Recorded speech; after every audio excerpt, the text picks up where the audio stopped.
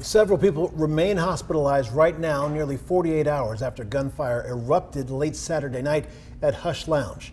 Taj Booker, Carlos McCain, Anitra Holloman, and Roderick Patterson Jr. all killed as a result of what happened that night. Authorities still looking into a motive, but do believe one of the people killed may have been the intended target. As for the 17 others hurt, we've learned that 12 of them have since been released from the hospital. 5 remain in hospital care with serious injuries. See people in a line who most likely are unarmed, because to enter a club, you can't have a weapon on you. And so on one hand, as heinous as this was, it was also one of the most cowardly things we've also seen. They're cowards. Many members in the community still reeling from this weekend's violence. WVTM 13's Jarvis Robertson had the chance to sit down with the president of 5 Points South's Business Alliance. Jarvis, what did he have to say? Well, Guy and Sherry, that mass shooting is still top of mind for people here in the city of Birmingham, but especially right here in 5 Points South. They understand that this is a stain on the reputation of this area.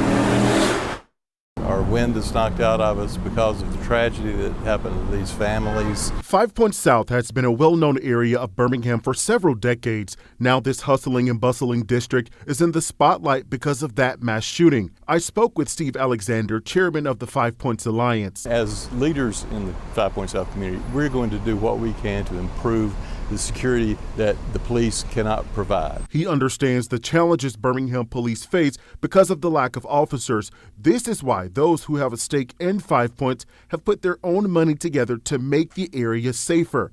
Alexander and I last spoke in July about the approval of the Business Improvement District and the area starting to receive cab services. You may have noticed people in blue shirts and blue vehicles moving around 5 Points. I asked if they were out when the mass shooting happened. That would have been beyond their hours, but that's a police matter. Those workers would not have intervened in that. I also asked if he has been in contact with the mayor's office or city council. I've personally been reaching out to everyone that you've just mentioned in their offices, so I'm hopeful that in the short term I'll hear back from them and we'll be able to work on these things that affect such an important district in Birmingham. Now our team, we've spoken with several businesses in the area, and they tell us that they've already seen a decrease in some of the foot traffic coming into their establishments. Now we are across the street from Hush Lounge. Again, that did happen outside of the lounge. Right now, across from Hush Lounge, there is a law enforcement flock camera. Certainly, we're going to stay on top of this developing story, and also there will be continuous conversations about how this area, 5 Points South, can continue to be made safer. Reporting live in Birmingham tonight, I'm Jarvis Robertson, WVTM 13. Well, investigators say that they have received a lot of tips regarding the shooting. If you have any information, click on the QR code on your screen right now, and that will send that information straight to authorities. A total of $100,000 is being offered for information that leads to a conviction in this case. Half of that reward money is coming from the FBI. The other half is from Crime Stoppers. WVTM 13's Bryce O'Sullivan spoke with people inside Crime Stoppers tonight. The folks taking these tips, Bryce. Yeah, Guy, Sherry, the organization says it has received multiple calls about the mass shooting, and that money goes a long way in solving crimes.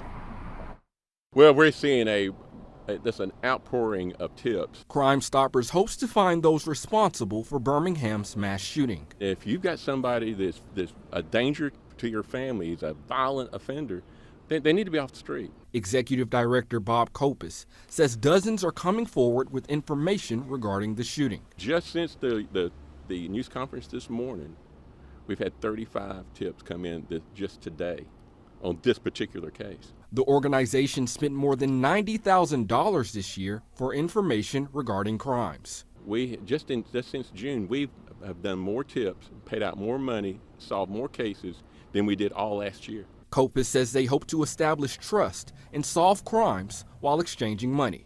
If you don't feel like you can call the police, or you're afraid for your safety, because could be retaliation, you call Crime Stoppers. You're not confidential, you are anonymous.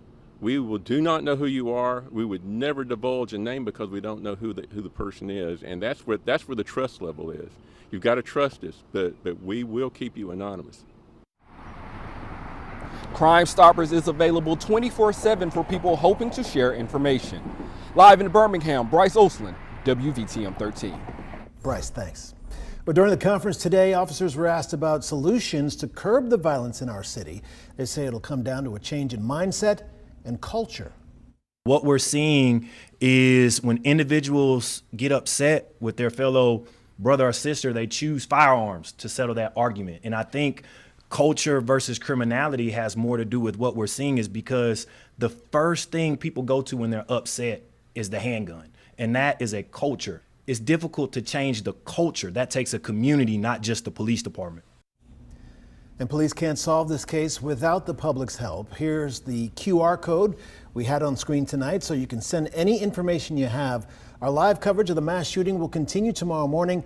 And by going to our website or downloading the free WVTM 13 app, you'll be able to find additional information, including a timeline of events, plus live updates as breaking information is released.